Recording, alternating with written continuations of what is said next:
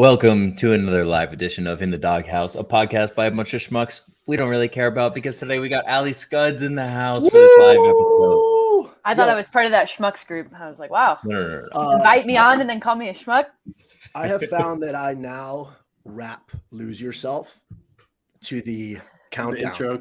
Yep. Try it. Next time you do it, try it. See if Kiefer probably can't do it. I don't think he'll find the rhythm. But Dakota, see if you can rap Lose Yourself to that countdown. It works perfectly. I wonder if anybody's ever right in the pocket. Lose Yourself with a button up, buttoned all the way to the top. Actually, yeah. I don't know. That's probably screwed that up. You guys honestly really hyped that up, and mine got frozen on 30, and then it jumped to 24, and then we were live. So I was like, okay. Wow. Yeah, it's like this. Here we are. You know, you'd appreciate this. Okay. Just a nice. This is nice flow. They're simple guys. They sit there and they're like, wow, we got this awesome countdown. I'm sitting there like, it's like when we set the timer for 3 minutes in the gym. I'm like, who needed 3 minutes to get ready?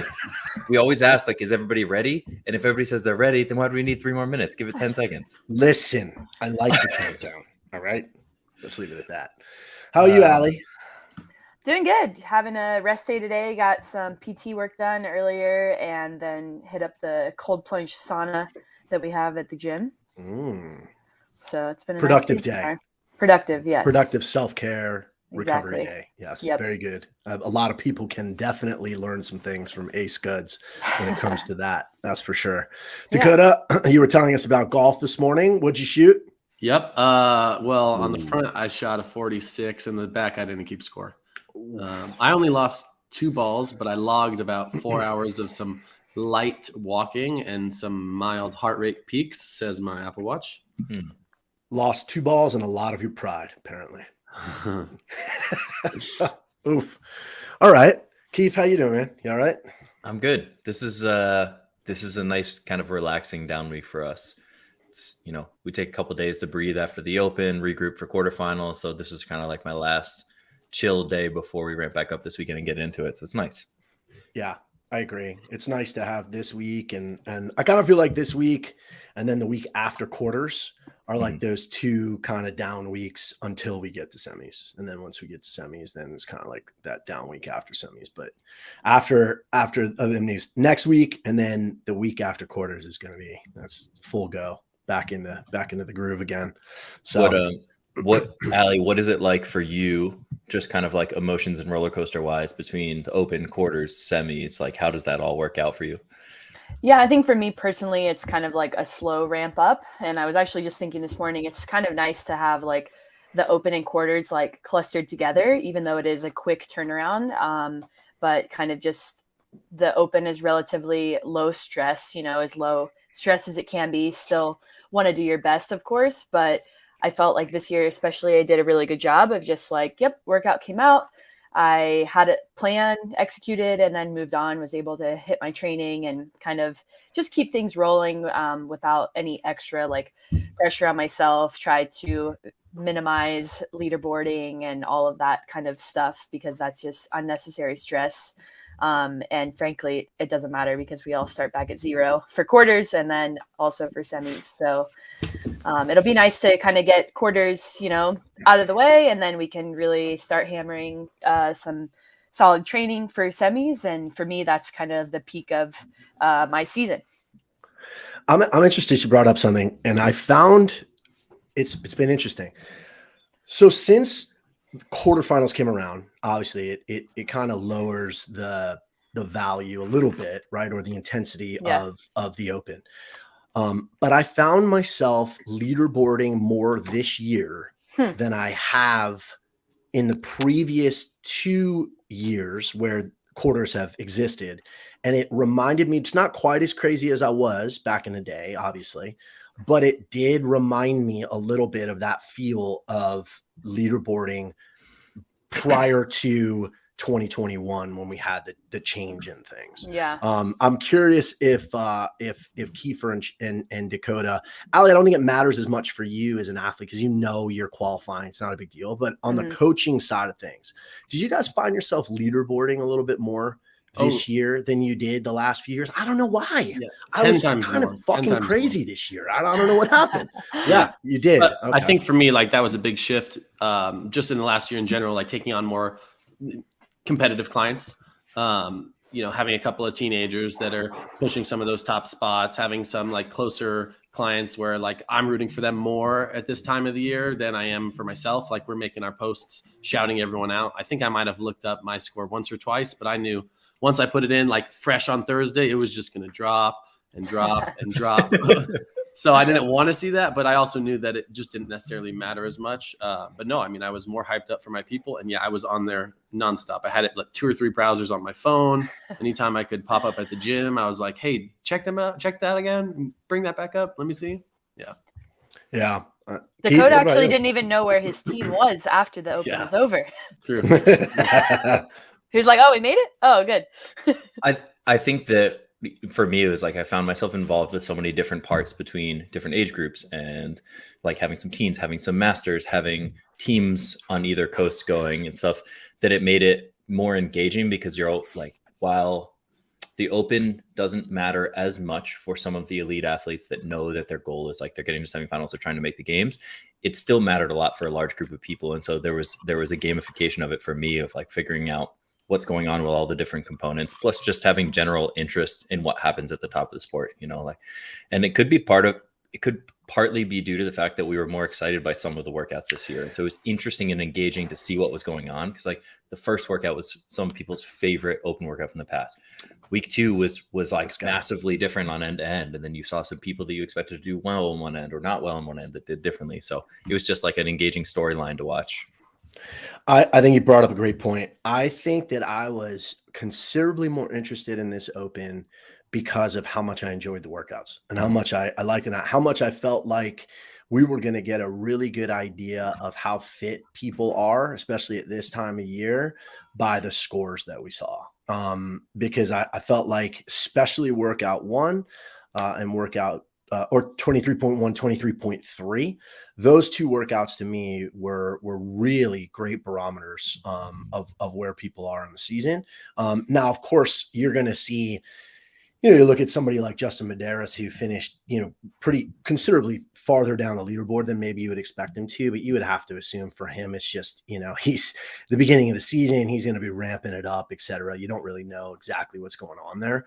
But I think some of the performances that we saw, obviously, were pretty phenomenal. And it's interesting to be able to take a look at that and kind of see where people are at, and so for me, without question, Keith, I think for me, it was about like, I was really interested to see where people would finish 23.1, 23.3. Like, you're going to get somebody who's going to be able to get through the toe to bar. You're going to have someone who's going to be able to get, sub 8 or maybe sub 7. I mean, Spiegel almost got sub 7, which is, just astonishing. So it was cool to see some of those scores for sure.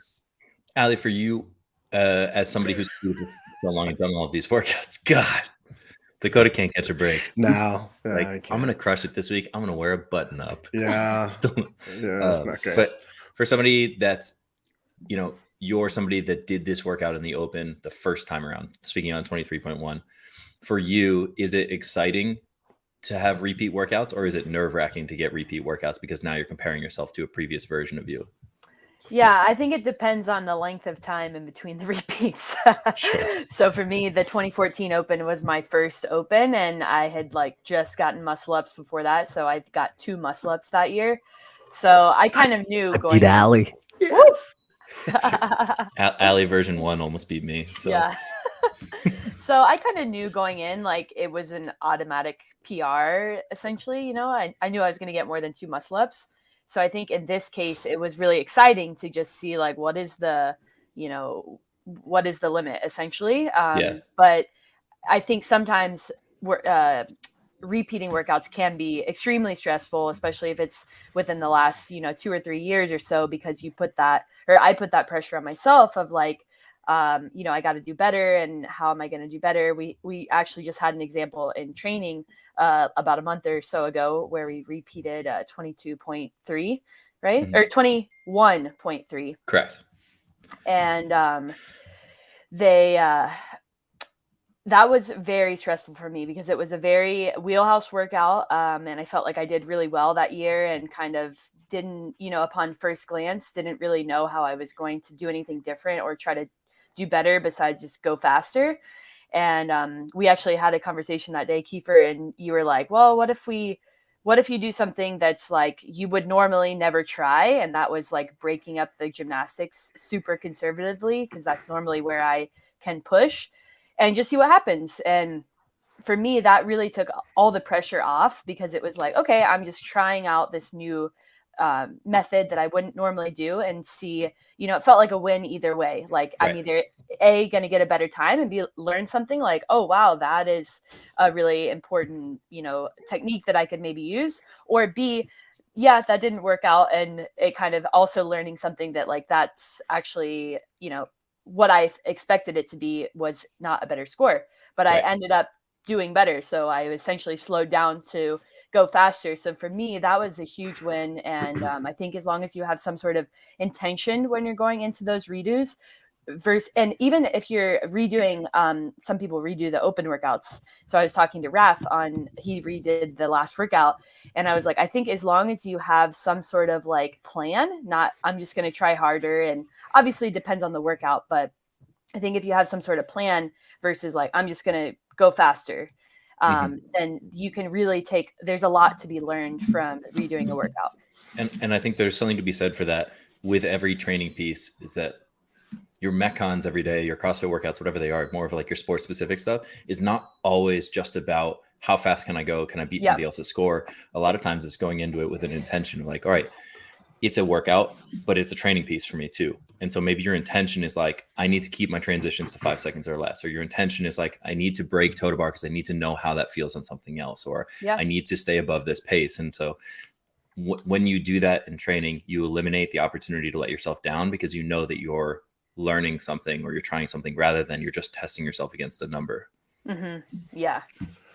I agree. And I think it brings up a good point when we talked about like redoing workouts. So one of the things we talked about in our camp, one of the do's of the Open is, if you're going to redo, make sure that you don't go in with the same plan. Yeah. Make sure that you go in with an intention and have a different plan. Cause it's, doing the same thing over and just being like, oh, I was going to go faster. And it's the exact same plan. I'm going to try harder. Yeah. It's setting yourself up for disaster. Yeah. So yeah, I think that was a great point, and something obviously that, Raf did and we did with Alex, obviously the second time that she did 23.3 as well. I'm curious, what was your favorite Open workout this year? I think my favorite one was the last one, because I really liked all of them, to be honest, but the last one for me was something that when it came out, I was kind of like, oof, I don't know how that's going to go with the heavy snatches at the end, because that's something that at semifinals last year and at quarterfinals last year were kind of really big struggle points for me, cycling that 145, 155 barbell. But at the same time, I was really excited because I know that we had been specifically focusing on that weakness recently, doing some back squats right into the heavy snatches. So I had gained a lot of confidence there, and I really approached the workout with just a pure curiosity, like, oh, okay, this is a perfect test for me to put up the training that we've been doing and just see what happens. And so for that reason, I felt like I was able to be in a really good headspace going into it and maximize my ability, and showed that the training had been paying off. And I think I did relatively well for something that would have kind of like held me back a little bit more in the past. Do we dare ask your thought about the standard for the handstand? Sure. Yeah, great. Let's get Justin and I all riled up again. Okay. Yeah, let's go ahead. Come on. Okay. I thought it was fine, honestly. Doing the workout, I didn't honestly think it was different than when I do training reps, which aren't, measured out or anything. Same. So for me, I thought it was fine. I thought it did give you some variability to like how to turn your hands and like kind of still fit on the line. But yeah, I think it's kind of funny because they seem like they've still been trying to figure out this handstand push-up. We've had, 4 or 5 variations right now. And since, they've had the Open. And so it was interesting to see that they're trying something new, but I thought overall it was fine. Well, your you know, one of the few people that's had an opportunity to work pretty closely with Boz and the rest of the team, because you've been on demo team for the last couple of years. What do you think the intention is behind some of that stuff? Obviously, it's easy to look at it as like just chaos and change and trying to fix something, but do you think that there's a bigger reason or plan for something like that? Totally. I mean, I can't speak for them, but I think that they want to make standards that are very easy to, make it as black and white as possible. And also that is fair. So I think, we saw that attempted last year. I know Dave Eubanks was a big fan of like the 40-inch box because he's like, it's clear as day. Your hands are in the box. There's no like one finger can touch the line, one finger's out of the line, a palm is on the line, but not over the line. When they used to have the smaller box, it was something like that. Like your finger could touch the line, but your palm couldn't touch the line. So it was very gray area. And so I think with the line, it's probably along those same lines. It's like, okay, are you touching the line or not? Okay, that's pretty straightforward. And then the second part of that is it was a little closer to the wall. So I think it forced people to have a little bit better technique on that. And I know Boz's thing is like make handstand push-ups great again. And so I think that he was kind of shining through maybe a little bit on that to be like, you got to stay more stacked than, super arched and whatnot and have that good shoulder mobility. Yeah. So if I had to guess, that would be what I would say. I still think I'm like 0 for 7 so far this year, but I feel like that is a new standard being introduced in the open that is foreshadowing for us to have wall facing strict handstand push-ups on that same tape line in a later stage. Yeah, we were actually just practicing those. Yeah. Yeah, I agree with that. I look like I'm in a post-game interview. Kiefer loves my backdrop. I did it this time just for you, buddy. Figured you would love that. I know. I love it. Yeah, you know what? Listen, I was critical of the standard, and I'm more critical of the standard that it's introduced kind of on a whim last second, and people haven't been able to practice it, and it's very hard to expect the judges to know exactly what to judge when we haven't had that standard, and they seem to do that during the Open, and I guess it's better than doing it in the Open than it is doing it at quarterfinals, obviously. But I do think that we still, there's still so much subjectivity when it comes to judging the handstand push-up standard, because I'll tell you right now, I went through and I watched a lot of videos, and there's still a lot of people with closed hips at the top of handstand push-ups. Okay, I'm not going to name names, but there's a lot of people who still arch immensely. Their butts are almost on the wall. Like you saw Mal O'Brien got called for a couple of no reps, and then, she had to, squeeze her glutes and fix her position at the top during the Open announcement. And I guarantee you people were not calling that. Like judges were not calling that in the Open, especially in some of those people that we saw go really, really, really fast. So I think it's still, unfortunately, we're still going to see a lot of that subjectivity. And I'm not sure there's any way to fix that necessarily, at these stages online until we get to, in-person competition. But I have no problem with them creating a standard. I would just like for them to stick with a standard for an extended period of time so that people can practice and know what to expect, etc., as opposed to essentially changing every season, which is what we seem to be getting. But I will say this. I felt like I really did like that workout a ton. I felt like it rewarded those who are really good positionally at handstand push-ups. And it rewarded people who are very good under fatigue when it comes to moderately heavy snatches. And it wasn't necessarily like, obviously, if you don't have an elite engine, maybe it became a breathing issue, but for most people, that wasn't the issue. For most people, it became more of a muscular endurance issue. And so it was fun for me to be able to see, us like us be able to work on specific things leading up to it, and then get a workout that was presented that tested exactly what we had been testing or working on, and exactly what, like same thing over on Ricky's side, getting a workout that not necessarily, I would say would be a strength, especially with that standard for his handstand push-ups, and for him to be able to put a plan together and still crush it. So it was really good to be able to see, people putting plans together, especially in our camp, but everywhere to be successful. And I felt like if you had a good plan on that workout, that was one of the things that you needed to have to be able to get a good score. So I like that workout a lot. What about you, Dakota? What was your favorite? Sorry about that. I was just trying to cancel some noise out. I really liked the first one.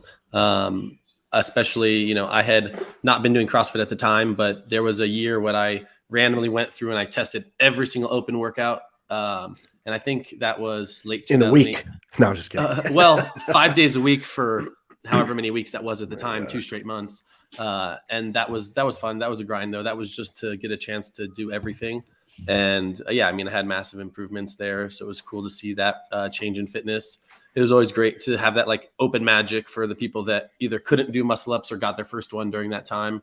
So like that was always fun in the box to see for the later classes. And then like specifically a couple of those separations in that workout too. Like I thought the open was a lot like that first major cut that they had at the games, where it was the like heavier snatch, legless rope climb, and was it 400-meter run or some kind of running? Yes. And same thing. You just saw massive separations of not necessarily who didn't belong, but just who was going to be in that. Who top didn't belong? Yeah. Okay. Who didn't belong? Who had to work really, really, really hard to get in that top 10%, and who could just use it as another training day, cruise through those workouts, and let all the work that they've been doing over the months and years just shine by literally being able to do one muscle up or hit a moderately heavy load. What about you, Keith? I really like the first and the third one. I would say I'm going to go with the third one because not burpees. I was trying to make a case for why that was my favorite one. I think it's my favorite one for reasons like that it's other people's least favorite one. Which one? The second Point one. 2? Oh, I think I really liked 23.2A because you have a lot of people that think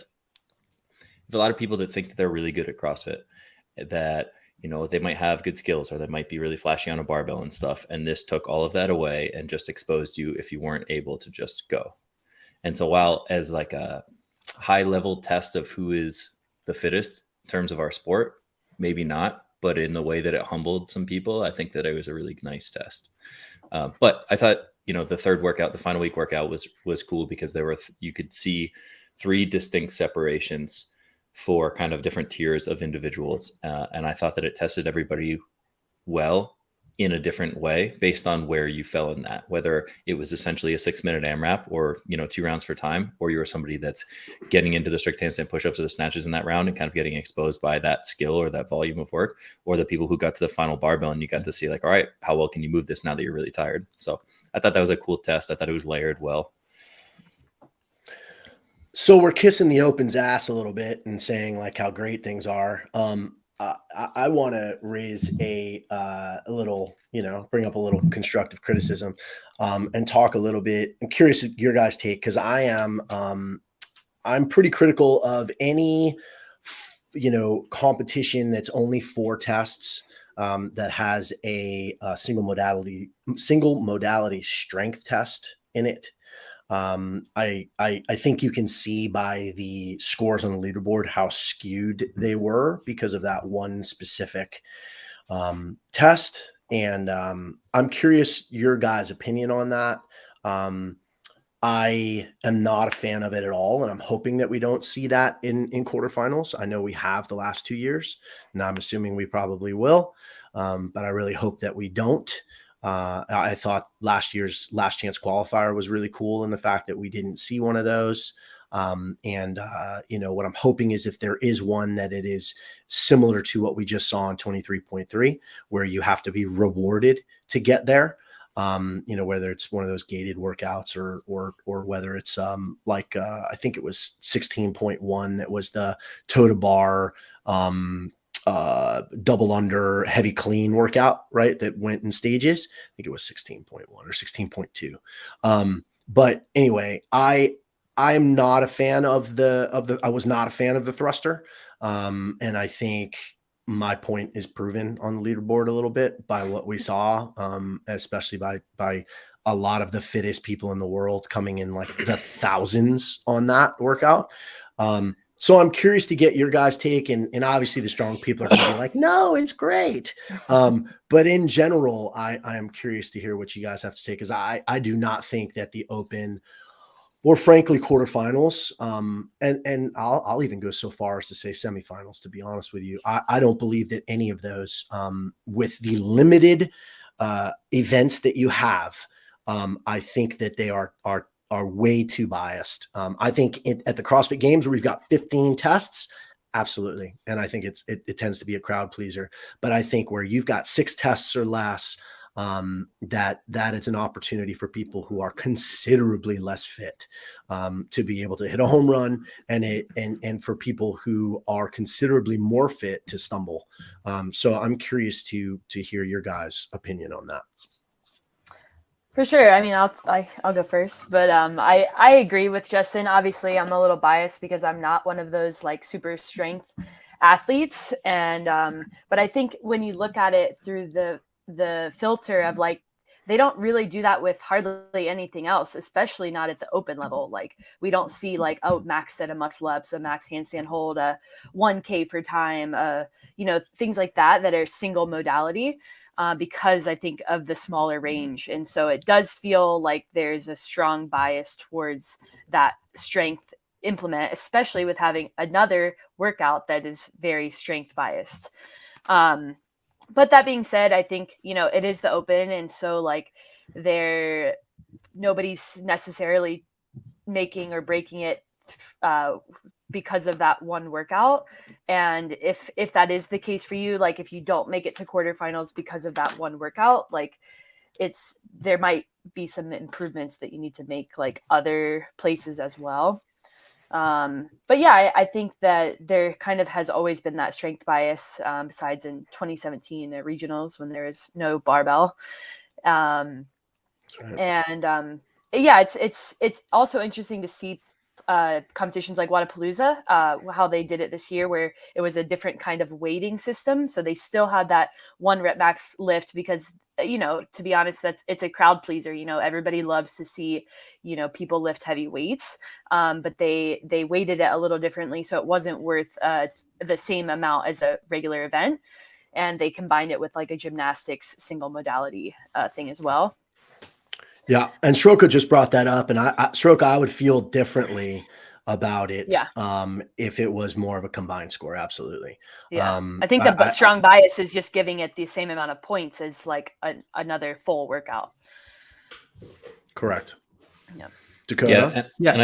I guess I'd be like kind of on the other end of the spectrum. I mean, personally, the thruster for me was one of my better scores, and I could totally admit that I don't think it belongs in the Open.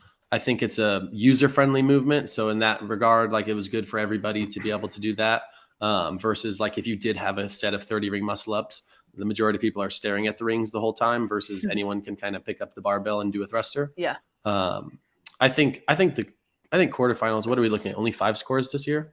Yeah. That's what I think. I'm assuming that's what they said. Yeah. Okay. Yeah. So, I mean, it would be hard to imagine that they're I think they should have waited for quarterfinals for that, whether it was the thruster or the lift. 3 days, 5 workouts. There you I would almost say it's the opposite, but I'll let you continue and then I'll give my point. But I mean, if you look at the pyramid, in terms of like fitness and where the priority should lie, I mean, the engine and general fitness trumps skill or weightlifting every time. So I mean, that's just something for me that personally, my scale is a little bit imbalanced. But I could definitely see, like I said, the user-friendly stuff, the showy aspect of it. Unfortunately, it is where people spend a little bit too much time, I think. And so anyone who is spending the time there is stoked. No such thing as too much time on the barbell. What's the point of the Open right now? Community. No, I mean, 2 things. I mean, right. I think community is part of it, but no, I mean, I ultimately the Open is just to get it's the first stage of what's the purpose of the CrossFit Games. I think you've got to extrapolate that, right? What's the purpose of the CrossFit Games? To find the fittest male, female, and team, right? Well, the Open is the first stage. So obviously you're going to get the fittest male, female, and team through to the next stage. Yeah, as long as you do that, then at the end of the day, it's doing its job, right? Mm-hmm. So we're getting that. But I think my point is, I've just never been a fan, and this is just me, like programming 101 for me is I don't ever want to program a competition that has a bias towards one specific type of athlete, right? I want the fittest athlete. So to me, like a single modality strength or a single modality gymnastics test, or whatever, or even single modality conditioning test, right? A monostructural test. Like I'm not a fan of those in very tight event competitions when there's less than six or less events, because it's just too biased for one specific type of athlete. I think you can easily test strength in the realm of testing other things. You know what I mean? Like you can have all those things together. And for me personally, I'm just not a fan of it. So when I see out of a 4-test competition, which is what the Open was, it's a 4-test competition. I'm not a fan of a max thruster. That's just me. I'll argue until I'm blue in the face that I don't think it's great programming, that specific thing, but that's fine. And that's, everyone's entitled to their opinion. I'm bringing that up, that I thought that was a flaw in the Open programming this year. Yeah. And when it comes to like just the single score, I totally agree. I think the snatch did it enough. Even though there were other pieces of that workout that held people back, 99% of the world didn't get to a point where it was a heavy snatch, though. That wasn't their limiter in the workout. Right. So if done, So if done a little bit better than Soroka fundraiser, get out of here, Soroka. To make money. Okay. So what's the point of the Open? CrossFit making money. So here's my thing, and I will preface this by saying this is very much just to play devil's advocate. I know, because you just like to be a contrarian. No, with it's everything I say. It's to think about it another way. I don't disagree, but there's a world where we think of outside of the people finishing top 5, where money is on the line, and for them, it 100% is a competition and is a piece of that.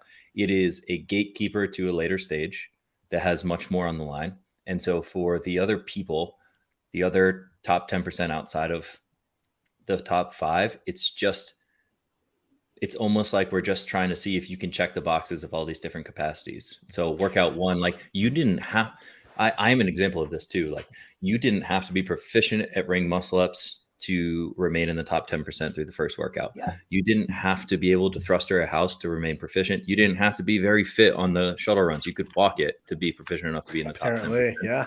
And you really just had to have like very basic MWG competency in the final workout to remain in the top 10%. And if you could be even across the board, then that's fine. And so it provided an opportunity for somebody to be, maybe they go to their affiliate, they've spent time doing things, they're competent enough in these areas. Maybe they have a cross-country background, so they did pretty well in the run, or maybe they came from like a football background, so they did really well on the thruster, but they sucked on other things. They're still getting started. It gave everybody a different way to be able to maybe make into the top 10%. So now they can get a taste of like continuing on their CrossFit season. And so to me, that was like another way to look at it is it is a shit test if you're trying to find the 5 fittest people in the world over the course of those 4. Yeah. It becomes too skewed. But if you're trying to find, I don't think that's the goal either. Yeah, right. If you're trying to find like 10% of the world or of participation that's like can get a thumbs up across the board on these things, and there's different ways to accomplish that, then I think that's cool. And then I think that it makes it fun, approachable, and probably more exciting for people to do that. Because even if you know nothing is on the line for you, like for Allie, right? Like she knows that her season is not on the line on this thruster. Then even Allie, who's self-proclaimed not a strong athlete, though I would argue that that's not necessarily the case. Like she can get excited about a 1-rep max thruster because it's like, it's just a fun lift to do. It's like, hell yeah. Like, let me stomp my feet, go get my hands on the barbell and let's go. And I have less of an issue with it in the Open because of the 10% rule. Yeah. Than I do say in quarterfinals. Now, and what I would have a massive issue is that if this was the old Open, and that was one of the, and you're talking about that now is those top 20 or top 30 are going to regionals, like, or that's the top 60 that's going to quarterfinal or it's going to semifinals, I would have a much bigger issue with it. And So that I'm was very gonna be, curious to see what was my point to quarterfinals Dakota were. is like, I would much rather see it in the open because it's a Yes. carrot for people and it's exciting than see it in 100%. quarterfinals, because Totally in agree. quarterfinals, that shit matters. That's people's season. That's some people's income. There's a lot of things that play into that. Well, now that you put it that way, Yeah.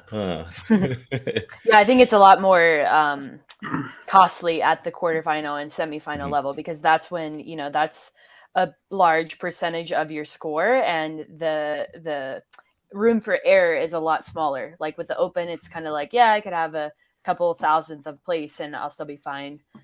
Whereas like if you have that low of a dip in quarters, and especially in semis, like if there's only 6 workouts at semis, like that's a huge percentage of your Right. you know, fitness trying to make it to the games, when you have to be like on point in every aspect.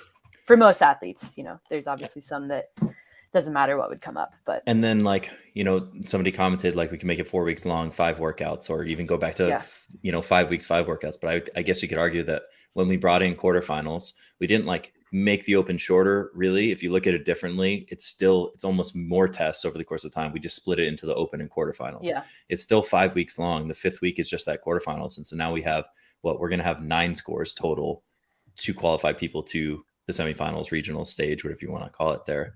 So I think that there is enough breadth of that.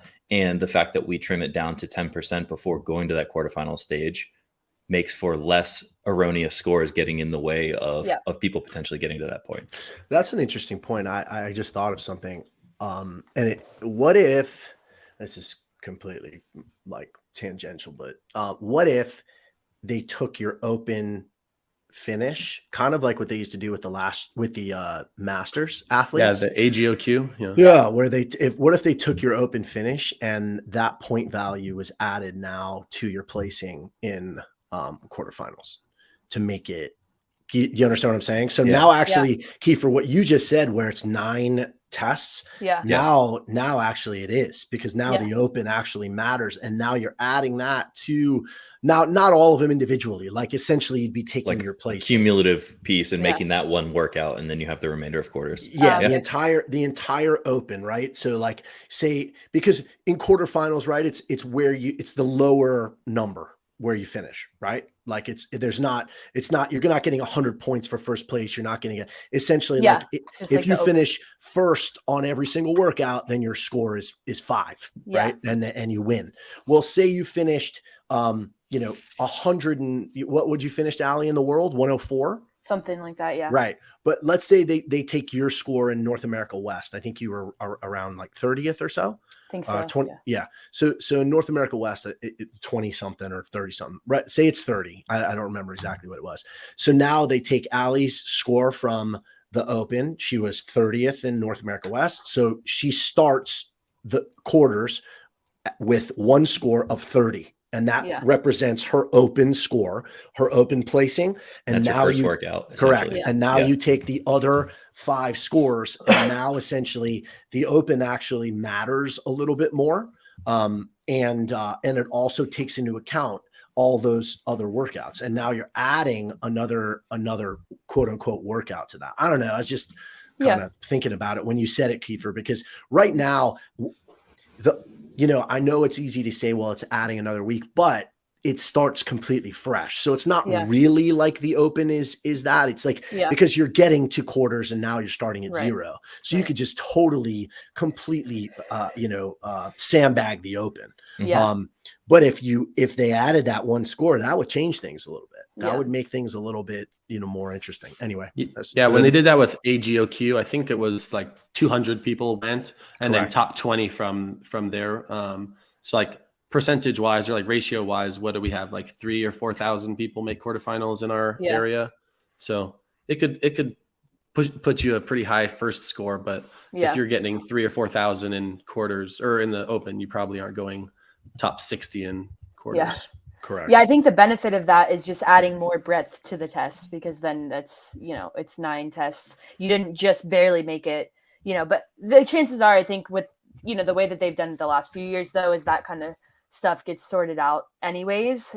Somebody who's just barely squeaking into quarterfinals is probably not making it to semifinals. Yes, I do agree with that.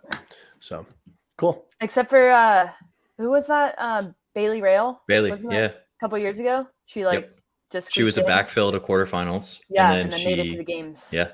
Wow. Really? Yeah. Until I just said that out loud, I was like, wait, I think that actually did happen though. Yeah, you never know, right? I mean, and I think it was because of the lift, right? Her total. Yeah. I think that was like her in lowest quarters. score. There you go. Yep. Yeah. I am curious to see that we get so apparently we were told, right? And we're jumping to quarters now, that my understanding is that they were going to be releasing 2 workouts at a time, but now according to the games page, it's saying that they're going to release all the workouts. Yeah. That's So they did the same last as couple the last weeks. year? Yeah. Yep. They released them all, and then you have a window to complete each of them within.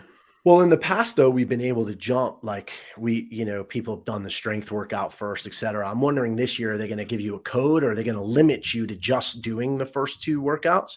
Because in the past, we've done that, whatever the strength test has been, we've done the strength test first and then still hit workout 1 and 2 to get ahead. So I don't know exactly what the rules are going to be this time, whether it's going to be the exact same or whether they're going to give us like a code of some kind to just have to stay within your 24-hour window. Was it just those teen semifinals or the age group semifinals where they did that for the first time, where they had the code and you said like kettlebell at the end of your workout? No, it was the online CrossFit Games. Oh, it was the online CrossFit Games. And the last chance qualifier. Yeah. Mm-hmm. Yeah, last chance qualifier, because I think they released the and all of the online 3 semifinals workouts or the 2 year workouts. that some of them weren't in person. So they've done it a few times now. I think that seems like the simplest way if they want to force an order on things. Like, to me, if they're going to release 5 up front and they're not really going to mandate what order you do them in, then like, why order them workout 1, 2, 3, 4? If you want them in an order, then do something like release a code to force people to do it within that time frame. Yeah, I was just trying to look at the site too, because I remember reading something that it was like, oh, it's going to be a little different this year, but I was trying to find where that was, but I don't see it now. So I don't know what would prohibit you from. You still have to submit your scores in order, right? But nothing's prohibiting you from doing the last workout first if you wanted to. Unless they email you a code or like a secret word to say, Right. And maybe they're going to do that because I know I saw a video boss saying that the actual invites will go out the beginning of next week, I believe on Monday the 13th. So perhaps all that stuff is going to be in the email. Yeah. Maybe they haven't divulged that information yet, but yeah, I'm curious to see. Yeah, I can't remember where I heard or read that either. Now that we're talking about it. Yeah. Cool. Keith, got anything else, bro? What's one thing that you're excited or hopeful that we'll see in quarterfinals, Allie? Just something that would be fun. Doesn't have to be too serious. Gosh. On the spot. Speechless. I can't even think of anything. I feel like I just try to not have expectations like that. I know this is like the most lame answer ever, but So let's see some handstand walking. I'll give you a simple answer there. We didn't have that last year. No. We didn't. No. Oh, here we go. Did we find it? Only announced 1 or 2 workouts per day for 3 days, as opposed to click on. Is that a link?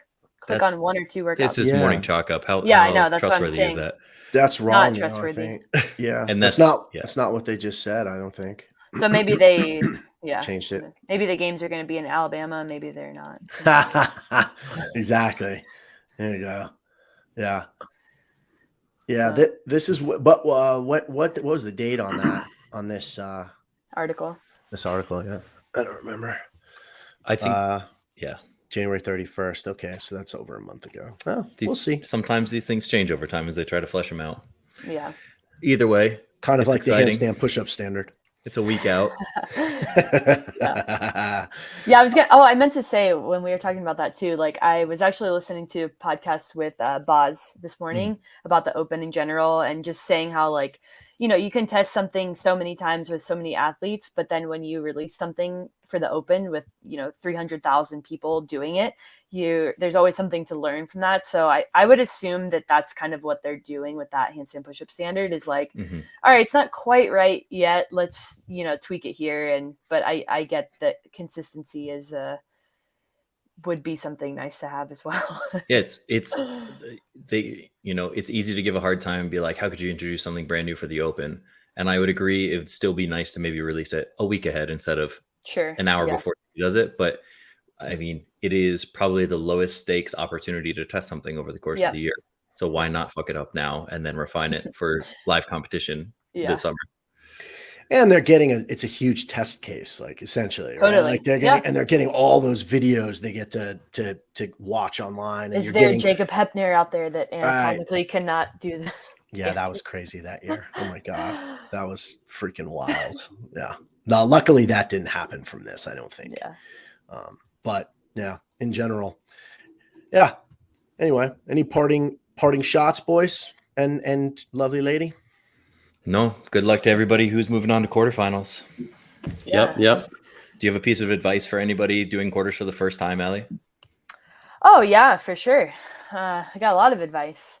I think that, every competition is an opportunity to learn something. And so especially, take a moment to see, wins and areas of improvements just from your Open performance. If you're somebody that redid the workouts, you are likely to not really have that opportunity during quarterfinals, maybe one redo or two if you're lucky. So plan on hitting them, with intention, like we had talked about, like coming up with a game plan, trying to pull data from your recent training to be like, okay, I did something similar to this. So maybe on my handstand push-ups, I can do sets of 5 or whatever the workout is. So having like a really solid plan going into each workout. And before each Open workout and quarterfinals workout, something that I like to do is define success for the workout, because I think it's easy to just like, I'm just going to do the workout and I hope I beat my buddy, at training. But like that leaves so much room for you to feel like disappointed. And I think if you fairly clearly define, like in this workout, mine has a lot to do with like my mental state, and like I want to feel very relaxed and focused, because I know that's when I perform my best.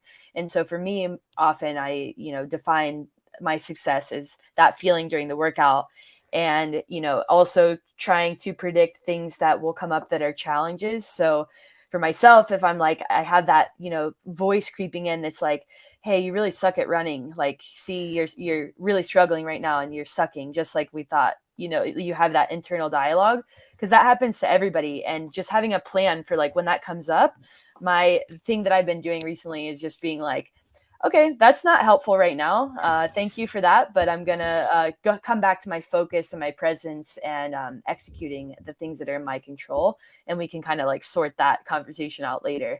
So it sounds really simple, but just having a little bit of preparation, I think, for each workout, and defining that success for yourself. So it's not just, based on the leaderboard or comparing yourself to other athletes. You have that in control of yourself.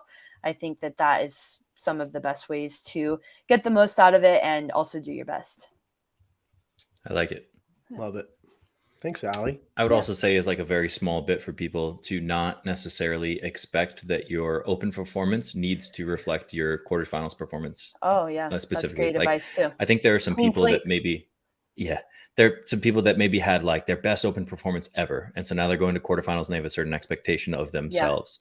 And it would be really easy to underperform that, or vice versa. You could have had a worse Open performance than you've had before and not expect something of yourselves. And like understand that they're unique tests and they're testing for different things. Yeah. And being able to like treat those in isolation, I think is going to be important, especially this year. And then I think the practical things, just making sure that you're really fueled up, especially if you're hitting 2 workouts in one day, making sure you're planning enough time in between to like get in enough fuel so you can really perform at your best. Cause like I was saying, like you might only have one shot. And so you can't risk like, I'm just going to wing it and then redo it. So really giving that planning, and then, with the floor plans, making sure if you can have people help you with that, because that's a lot of extra stress that you're just 100%. like trying to figure out all the logistics, and you can't focus on just performing at your best.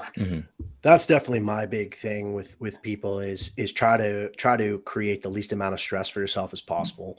And a lot of the stress that comes with quarterfinals is all the extraneous stuff. It's all the protocol along with it. It's the floor plans, it's the videoing, it's the it's the judging, the measuring, the this and the that. So if one thing I think is being patient and understanding that stuff is just part of the deal and not getting frustrated with it.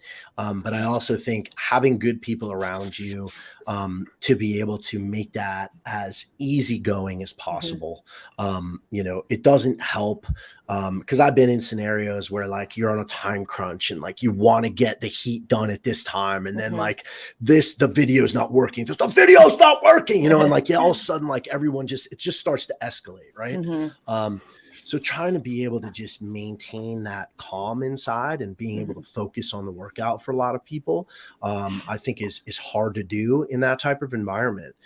So making sure that all that stuff you have people to help you with and people that understand, like they're there to help, and they're there to make sure that they're keeping a calm demeanor, and they're helping all of the athletes to perform at their max potential by creating the least amount of stress possible.